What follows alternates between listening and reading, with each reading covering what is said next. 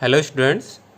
तो आज हम इक्विवेलेंस रिलेशन के बारे में डिस्कस करेंगे और इससे रिलेटेड कुछ क्वेश्चंस हैं उनको भी देखेंगे। तो इक्विवेलेंस रिलेशन क्या होता है?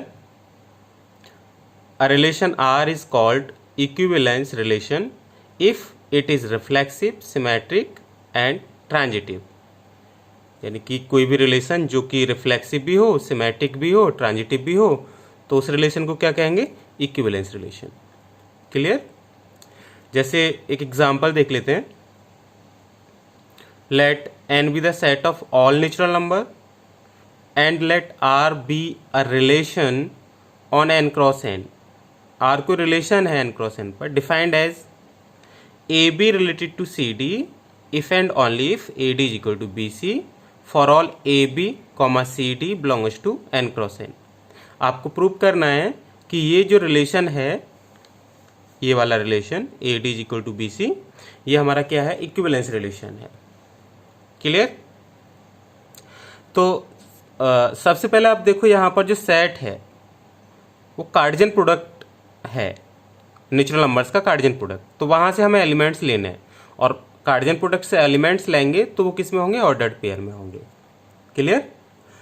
तो रिफ्लेक्सिविटी के लिए आपको पता है हमें क्या करना होता है कि हम एक एलिमेंट लेते हैं और ये शो करते हैं कि वो खुद से रिलेट है, that is A comma A belongs to R होता है।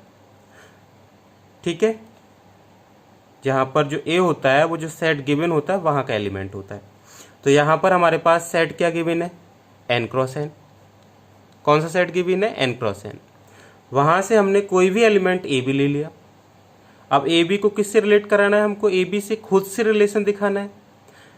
तो ए बी अगर ए बी से रिलेट करेगा तो कौन सी कंडीशन फुलफिल करेगा?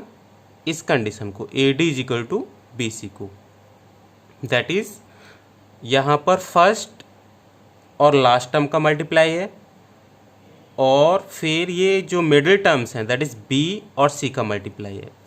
तो इस रिलेशन के अकॉर्डिंग यहां पर क्या आएगा? ए का और बी का मल्टीप्लाई करेंगे, ए बी आ गया। बी का और ए का मल्टीप्लाई करेंगे, बी ए आ गया। That is A B is equal to B A को ए बी लिख सकते हैं, A B is equal to A B हो गया। Hence R is reflexive. तो आर कैसा हो जाएगा? रिफ्लेक्सिव रिलेशन हो जाएगा। क्लियर?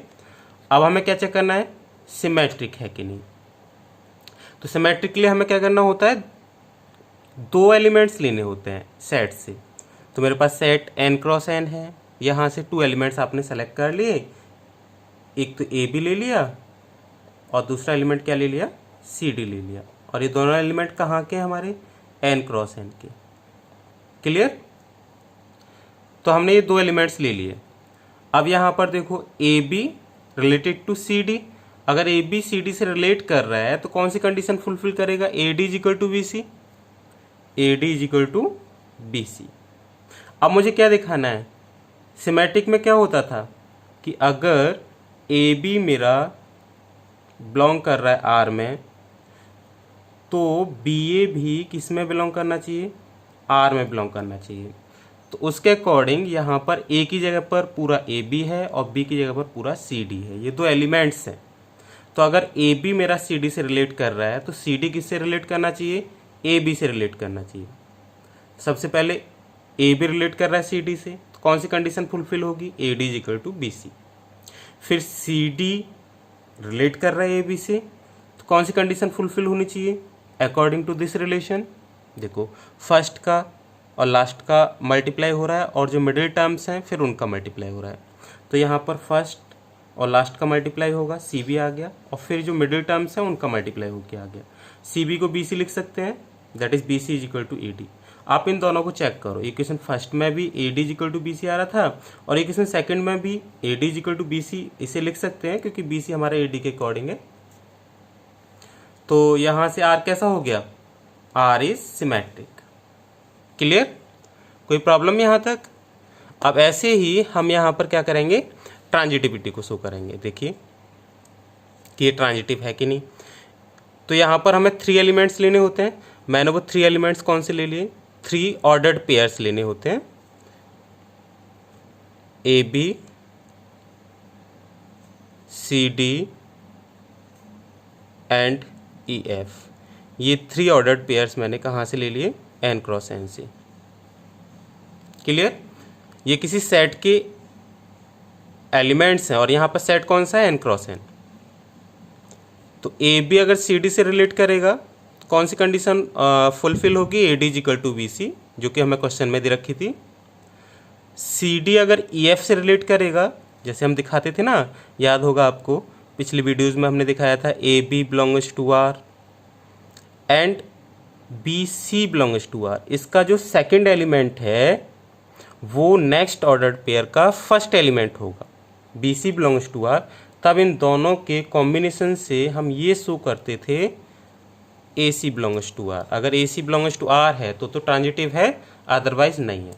तो यहाँ पर ये एक मेरे पास एलिमेंट है, ये दूसरा एलिमेंट है, और ई एफ जो है वो तीसरा एलिमेंट है। तो सबसे पहले मैंने ए बी को सी डी से रिलेट कराया, तो क्या आया? A D equal to B C. फिर सी डी को किससे रिलेट कराओगे आप? ई एफ से। तो according to relation C F किसके इक्वल आ जाएगा? ई डी के इक्वल आ जाएगा। क्लियर है? अब मुझे किसका रिलेशन किससे दिखाना है? अकॉर्डिंग टू डेफिनेशन ए का सी से, दैट इज ए बी को किससे रिलेट दिखाना है? ई एफ से। ए बी को किससे रिलेट दिखाना है? ई एफ से।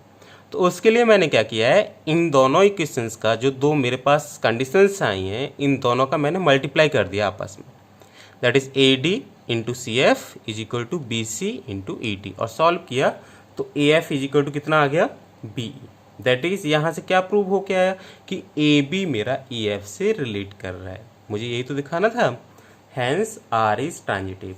हैंस अगर ये, अब यहाँ पर देखो, ये रिफ्लेक्सिव भी था, सिमेट्रिक भी था और ट्रांजिटिव भी है, तो आर कैसा रिलेशन हो गया? इक्विवेलेंस रिलेशन हो गया। क्लियर? ऐसे हम इक्विवेलेंस रिलेशन को शो करेंगे। ठीक है, एक और एग्जांपल देख लेते हैं। जैसे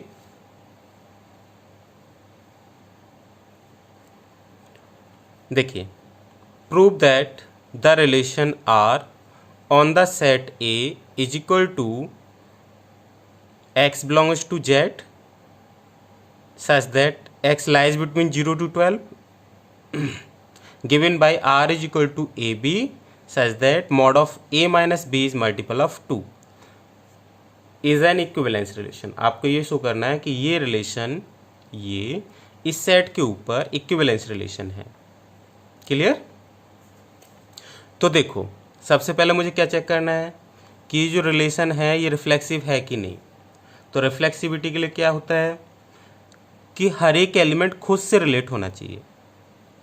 तो मैंने वही लिया कि ए अगर आर में है, if A belongs to relation, तो कौन सी कंडीशन फुलफिल होगी? ए की जगह पे भी ए है और बी की जगह पे भी ए है, तो यहाँ पर ए की जगह पे भी ए लगाएंगे और बी की जगह पे भी ए लगाएंगे, और फिर चेक करेंगे कि ए माइनस ए जो कुछ भी आएगा वो 2 का मल्टीपल आ रहा है कि नहीं आ रहा है। तो देखो, A minus A is equal to कितना आएगा? 0। ये 0 जो होगा वो तो हर नंबर का मल्टीपल होता है, तो 2 का भी होगा। दैट इज ए मेरा आर में होगा, डेफिनेटली आर इज रिफ्लेक्सिव। अब मुझे क्या चेक करना है? सिमेट्रिक। तो देखो, A B belongs to R, मैंने ले लिया कि ए बी कोई भी ऑर्डर्ड पेयर है जो कि आर में है। अब आर में है तो इस कंडीशन को फुलफिल कर रहा होगा A minus B is multiple of 2। That is आप ऐसे राइट कर सकते हैं, A minus B mod A minus B is multiple of 2। अगर मॉड ए माइनस बी 2 का मल्टीपल है तो बी माइनस ए बी मेरा 2 का मल्टीपल होगा। दैट इज यहाँ से क्या प्रूव हुआ? बी ए आर में होगा, hence R is symmetric. Clear? ऐसे हम सिमेट्रिक को दिखाएंगे। आप आगे देखो, हाथ आ रहा है। तो यहाँ पर ट्रांजिटिव को कैसे शो करेंगे? A B belongs to R, that is mod a minus b is multiple of 2, bc belongs to r, mod b minus c is multiple of 2। अब मुझे a माइनस सी को मल्टीपल ऑफ 2 दिखाना है, जिससे कि ये शो हो जाए कि ए सी आर में है। तो मॉड a माइनस सी आपने ऐसे राइट कर लिया, इसको आप क्या लिख सकते हैं? a minus B plus B minus C. अब a माइनस बी को आपने सेपरेटली ऐसे लिख लिया और बी माइनस सी को ऐसे लिख लिया। आपने ऊपर देखा कि a माइनस बी 2 का मल्टीपल है, मल्टीपल ऑफ 2, बी माइनस सी भी 2 का मल्टीपल है, मल्टीपल ऑफ 2। अब ये भी 2 का मल्टीपल है और ये भी 2 का मल्टीपल है। जब दोनों टू के मल्टीपल्स हैं, प्लस करेंगे तो वो भी टू का मल्टीपल आएगा। तो डेफिनेटली जो a माइनस सी है वो टू का मल्टीपल होगा। हैंस यहाँ से क्या प्रूव होगा कि ए सी है वो मेरा आर में बिलोंग करेगा, तो आर कैसा हो जाएगा, ट्रांजिटिव। तो ये क्वेश्चन में हमने देखा कि जो रिलेशन दे रखा था ये रिफ्लेक्सिव भी है, सिमेट्रिक भी है और ट्रांजिटिव भी है। दैट इज तीनों रिलेशंस को ये होल्ड कर रहा है। Hence R is an equivalence relation. Clear? ऐसे हम इसको सॉल्व करेंगे। देखो मैं आपको एक और एग्जांपल देता हूँ इसका।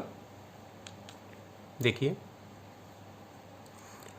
सो that the relation R on n cross n defined as AB related to CD if and only if A plus D is equal to B plus for all AB, CD belongs to n cross n। यानी यहाँ पर हमारे पास जो set दे रखा है ना वो कार्डियन product दे रखा है नेचुरल नंबर्स का।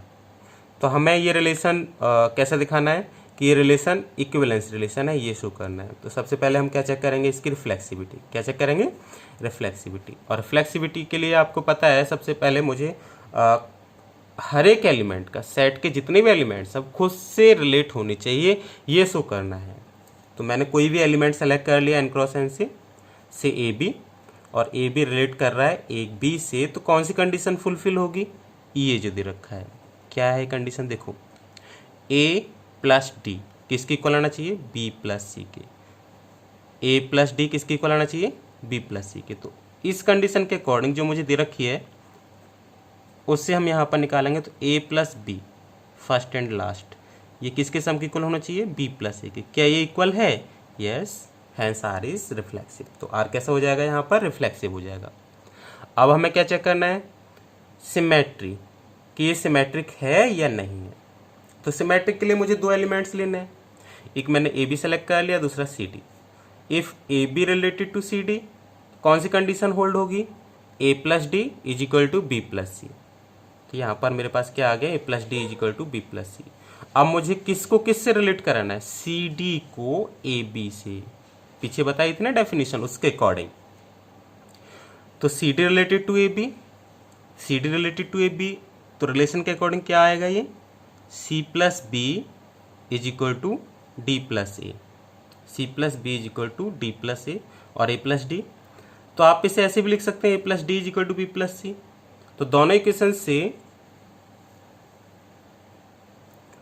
ए plus D is equal to B plus C, दोनों इक्वेशंस को देखेंगे तो दोनों इक्वल है। Therefore R is symmetric. Clear? तो आर कैसा हो जाएगा? ये सिमेट्रिक हो जाएगा।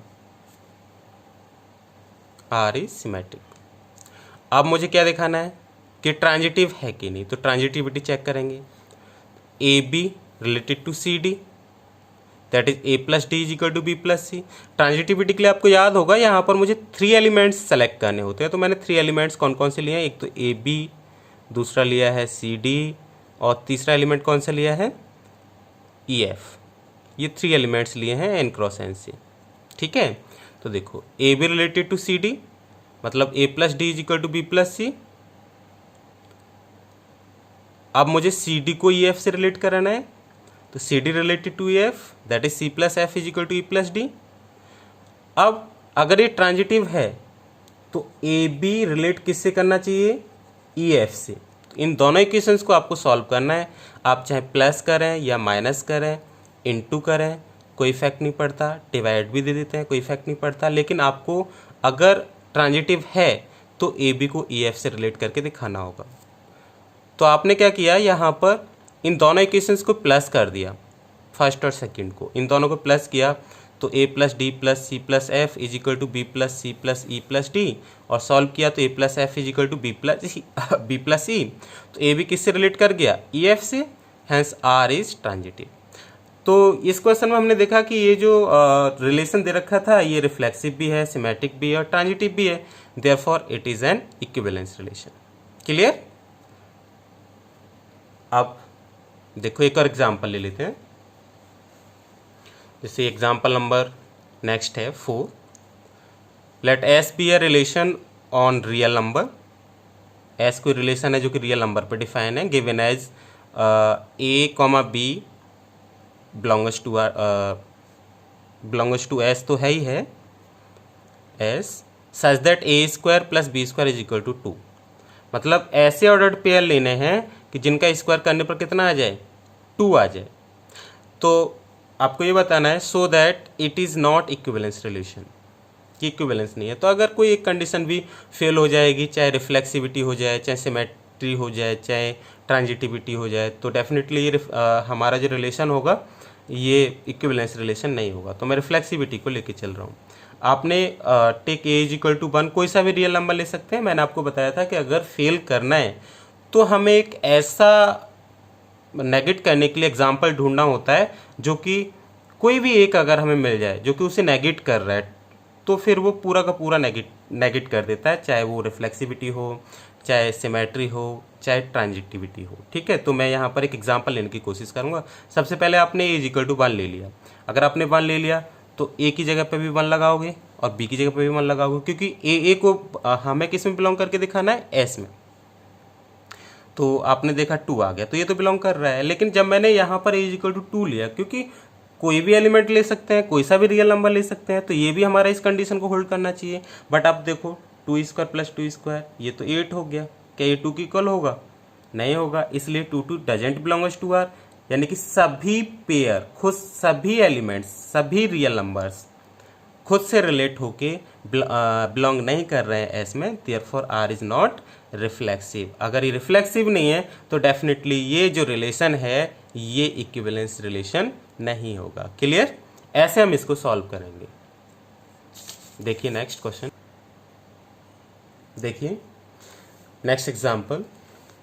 Late n denote the set of all natural numbers and r be the relation on n cross n defined by a be related to cd if and only if ad in bracket b plus c is equal to bc in bracket a plus d. Prove that it is an equivalence relation. तो आपको ये prove करना है कि ये equivalence relation है।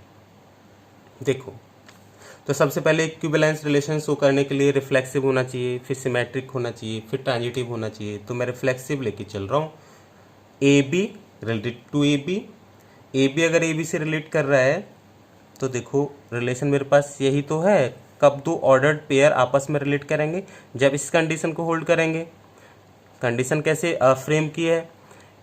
A D, सबसे पहले इन दोनों का मल्टीप्लाई, फिर इन दोनों का plus, A D B plus C is equal होना चाहिए, फिर इन दोनों का मल्टीप्लाई, फिर इन दोनों का प्लस। ऐसे यहाँ पर पहले इन दोनों का मल्टीप्लाई, फिर इनका प्लस, यही लिया है, इज इक्वल टू, फिर इन दोनों का मल्टीप्लाई, इन दोनों का प्लस। क्या ये दोनों आपस में इक्वल हैं?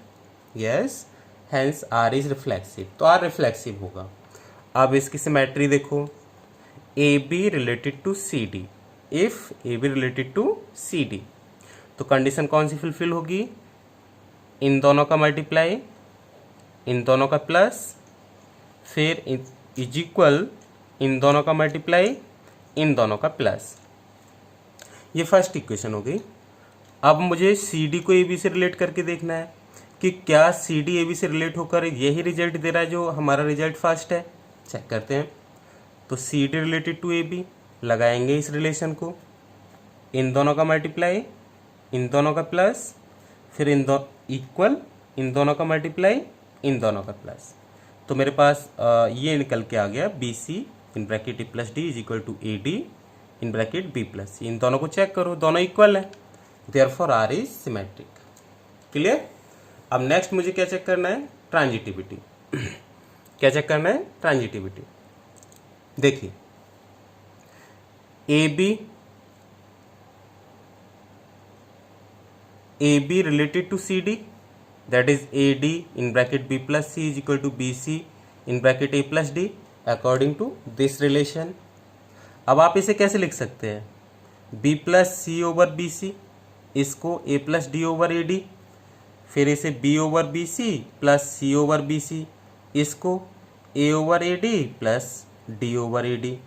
आपने इसको सॉल्व किया, बी से बी कट गया, 1 ओवर सी, प्लस सी से सी कट गया, 1 over B, is equal to A से ए कट गया, 1 ओवर डी, डी से डी कट गया, 1 ओवर। ये मेरा रिलेशन फर्स्ट हो गया।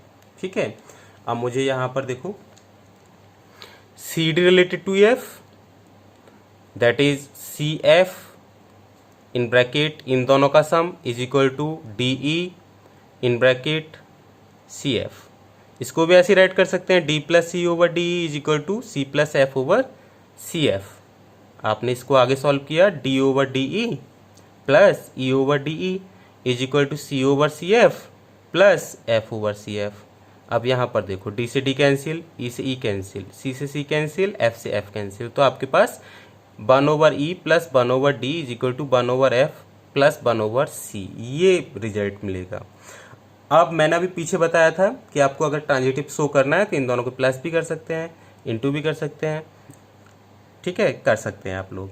तो फर्स्ट और सेकंड कंडीशंस को, जो पहले कंडीशन आई थी, ये मेरी पहली कंडीशन थी, ये फर्स्ट कंडीशन, और यहाँ पर ये मेरे पास सेकंड कंडीशन है, सेकंड कंडीशन। इन दोनों को आपने प्लस कर दिया, दोनों को प्लस करेंगे, 1 plus C plus 1 over B plus 1 over E plus 1 over D is equal to 1 over D plus 1 over E plus 1 over F plus 1 over C.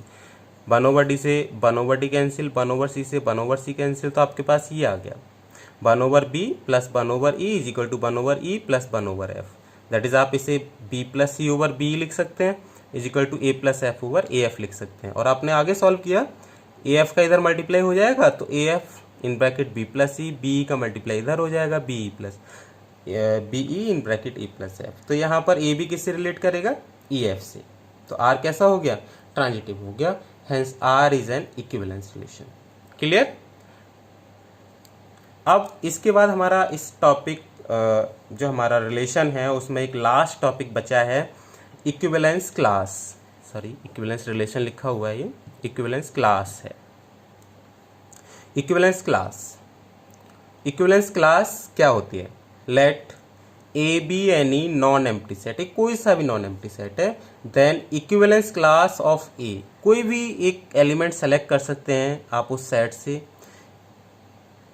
Is given by A comma B, that is A से वो ordered pair आएंगे यहाँ पर जो element ए से relate करते हैं, जो एलिमेंट ए से रिलेट करते हैं। दैट इज आपको यहाँ पर ये देखना होगा कि ए से कितने एलिमेंट्स जो गिवन रिलेशन है उसके अकॉर्डिंग रिलेट करेंगे, ठीक है। उन सभी ऑर्डर्ड पेयर को आप यहाँ पर लिख सकते हैं। लेकिन यहाँ पर एक और बात याद रखनी होगी, सबसे पहले जो आर होगा, R must be an equivalence relation, तभी आप इक्विवेलेंस क्लास निकाल सकते हैं, ठीक है। तो ये हमारा लास्ट टॉपिक था इसका। तो इक्विवेलेंस क्लास समझ में आ गई, let A be any non empty set, then equivalence class of any element is given by A comma B such that those elements which are related to A. Clear. लेकिन ध्यान रखना होगा कि सबसे पहले आर इक्विवेलेंस रिलेशन होना चाहिए, तभी आप इक्विवेलेंस क्लास निकाल सकते हैं। अब जैसे हम यहाँ पर एक और क्वेश्चन इसका देखेंगे, देखिए जैसे ये दे रखा है, let L be the set of all lines in X Y plane and R be the relation on L defined as R is equal to L1, L2 such that L1 is parallel to L2, ये relation है। Prove that R is an equivalence relation। फिर आगे उसने कहा है find the set of all lines related to the line y is equal to 2x plus 4, ठीक है।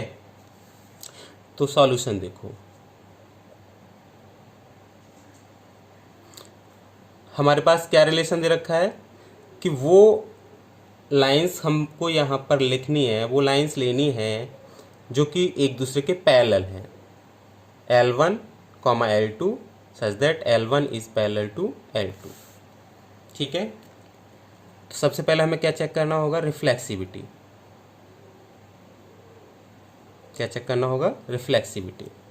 देखिए if L1, L1 belongs to R, तो इसका मतलब क्या होगा कि जो हमारे पास कोई भी लाइन है वो खुद के पैरेलल तो होती ही है, तो डेफिनेटली L1, L1 हमारा रिलेशन में होगा, L1 is parallel to L1, hence R is reflexive. तो R कैसा हो जाएगा, रिफ्लेक्सिव। अब हमें क्या चेक करना है, सिमेट्री। क्या चेक करना है, symmetry.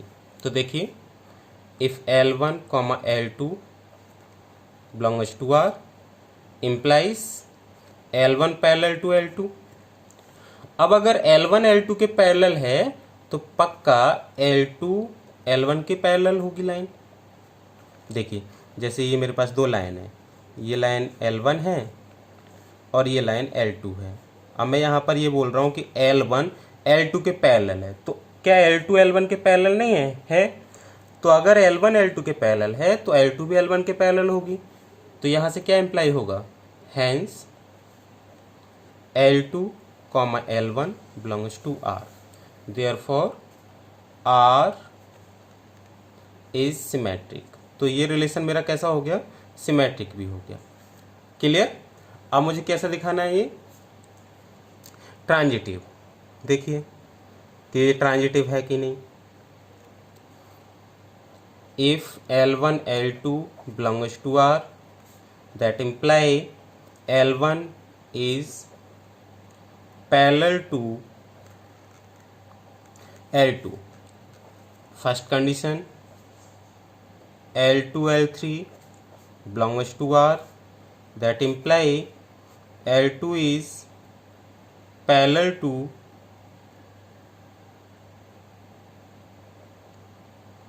L3। second condition, using first and second condition, आप मुझे बताइए कि यहाँ पर मैंने 3 लाइन्स लेनी। से this is L1, this is L2, this is L3, और यहाँ पर रेस्ट्रिक्शन क्या है कि L1 L2 के पैरेलल है, L2 L3 के पैरेलल है। तो आप यहाँ पर फिगर से देखो, क्या L1 L3 के पैरेलल नहीं है? तो पक्का यहाँ से क्या निकलेगा? Using first and second, L1 line L1 is parallel to L3, hence क्या प्रूव होगा फिर? L1, L3 belongs to R, therefore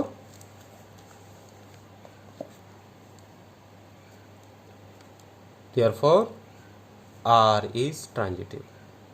तो ये रिलेशन मेरा सिमेट्रिक भी है, रिफ्लेक्सिव भी है और ट्रांजिटिव भी है। therefore R is an equivalence relation. कैसा रिलेशन है ये? Equivalence relation. क्लियर? अब यहाँ पर अगर ये इक्विवेलेंस रिलेशन है तो अब आगे हमें क्या प्रूव करना है? Prove that R is an equivalence relation, find the set of all lines related to the line y is equal to 2x plus 4। That is ये हमें इक्विवेलेंस क्लास निकलवा रहा है। किस लाइन की? इस लाइन की इक्विवेलेंस क्लास, कि इस लाइन से कितनी लाइन्स रिलेट करेंगी। अच्छा आप सोचो कितनी लाइन्स रिलेट करेंगी इस रिलेशन के अकॉर्डिंग? वो लाइन्स इससे रिलेट करेंगी जिनका स्लोप इस लाइन के बराबर है, इजंट इट?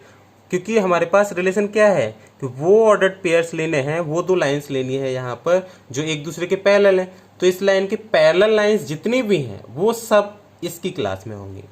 अच्छा इस लाइन के पैरेलल लाइन्स कौन सी होंगी? जिनका स्लोप इसके स्लोप के बराबर होगा। क्लियर? तो यहाँ पर हम लिखेंगे कि लाइन्स